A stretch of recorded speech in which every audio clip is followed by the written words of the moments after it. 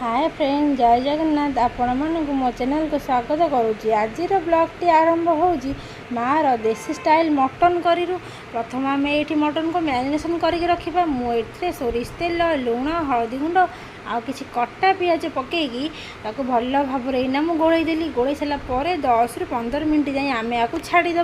तो सैड्रे आम कौन करना तेल आ कि गोटा मसला आ तेजपत्र पकईकी पियाज को भाजवा से पर्यंत पियाज को भाजवा जे पर्यंत पियाज आम ब्राउन कलर न होती। गोटे बिले प्लेटे धरी बसी कषा बाहर खाइब बोली तो माँ ये भल भाव से मसलाटा कषेले से कषलार आउ टे कौन आड कले ना आमर काश्मीरी लंका गुंड।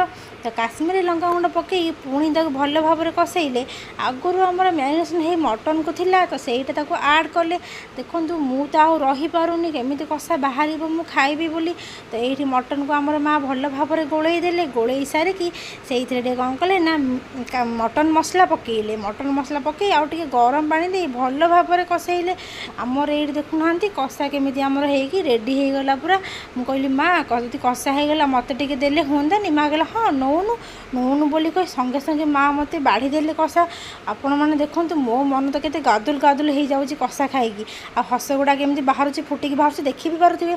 तो आमर ये आलू आगुरी भजा होता तो माँ ये आलू पकईदेले। तो आलू दे सारा पर आ किसी समय गोलैकी से गरम पानी ऐड कले।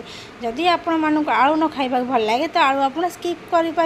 तो ये आमर होगला मटन कषाटे रेडी पूरा। आउ ता सहित घी कदली पत्र घी अन्न मटन कषा बाड़ी देली। मत तो खाई बहुत टेस्ट लगे। आपण मैंने थे घरे बनातु आउ खातु कमेंट मध्यम कहतु केमी होता बोलिकी। जदि मोर वीडियो आपन को भल लगुच लाइक कमेंट सब्सक्राइब तो निहाती करेंगे। बाय सांग मैंने मो वीडियो स्किप जमा कर।